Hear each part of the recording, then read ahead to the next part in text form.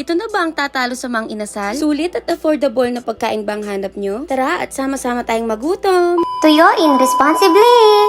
Nagkaayayan nga kami kumain sa labas. Dahil tamad daw magluto si Mother Earth, gusto nga daw nila ay yung only rice. Una agad pumasok sa isip ko ay yung nagtitrending na Chong's Inasal. May bagong branch nga sila dito sa Florida Blanca. Kaya yun ang pupuntahan natin ngayon. Na-traffic pa kami kasi may na-aksidente nga dito sa daan. Sana okay lang sila. Sa wakas, nakadating din kami dito sa Chong's Inasal. Napakadali nga niyang hanapin kasi nasa highway lang siya. Syempre, di ko pwedeng di inisin si Mother Earth.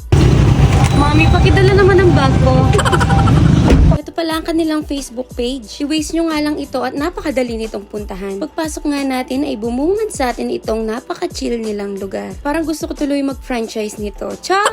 Open pala sila for franchising kaya naisip ko yun. Ang dami palang pagpipilian ng pagkain dito at sobrang mura pa. In-order nga lahat namin yung mga bestseller nila. Paa inasal, picho inasal, liempo, pork barbecue, at syempre ang sisig. Mapapa-order ka nga dito dahil ang ganda ng nagtitinda.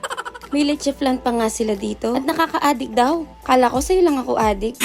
Self-service nga sila dito. Kaya bawal ang tamad. At syempre, dahil masipag ako na nga magsiserve sa kanila ng sabaw. Dito to yan. Dito pa lang talaga sa sabaw ay busog na busog ka na. Gustong-gusto ko nga tong sabaw nila dahil sobrang asim. Dahil ngayon hintay pa namin yung pagkain, nag-inuman muna kami ng sabaw. May pali ko pa Ken, gagad ko kasi eh.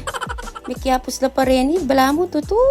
Nahulikam na naman tong si Mother Earth, pinapanood na naman si Bossing. Umamin ka na kasi. Hindi na nga ako mapakali, pumasok na ako dito sa grilling station nila. Lalo nga akong nagutom. Always fresh at bagong luto pala yung sinserve nila dito. Bao pa mo, kumabsina ka. At syempre, papahuli ba ako? Kailangan kong masubukan ang pag-iihaw. O bala mo, mas lalo kung may ranong kinggewa ko. O may mahawak pang ngasuki. At sa wakas nga, naserve na din yung mga in-order namin. Kakakit ko pa, magwawa na ako. O bala mo luluto, dakapanan din eh. Napakalaki nga talaga ng manok nila dito. Makikita nyo naman at mas malaki pa sa mukha ko. At syempre, hindi mawawala ang jowa mong sausawan. Samahan na rin natin ng napakaraming chicken oil. Pag ganito kasarap ang pagkain, wala munang bawal-bawal. Syempre, mas masarap nung gamatan, Dito na nga natin malalaman kung totoo ang usap-usapan. Kung masarap ba talaga dito sa Chong's Inasal. At syempre, para sa ating first bite, dapat maragula subo.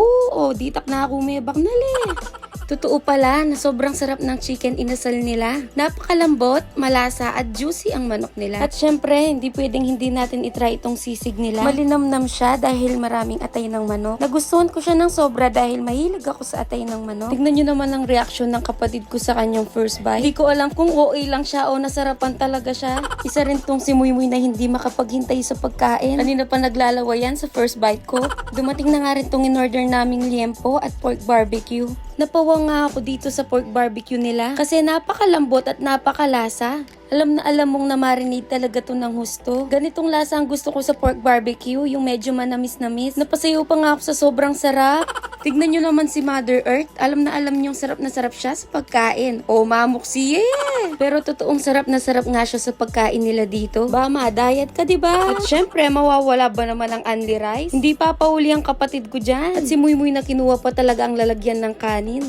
Habang kumakain nga kami dito, ay napag-usapan namin na babalik talaga kami dito. At sa pagbalik nga namin, ay isasama na namin ang buong pamilya namin. At syempre, kailangan natin tikman ang leche flan nila na nakaka-addict daw. Masarap nga at hindi nakakaumay ang kanilang leche flan. Hindi ko nga ito malasahan kaya paulit-ulit kong tinikman. Char! Subukan nyo na rin kumain dito at siguradong hindi kayo magsisisi. Salamat sa panonood!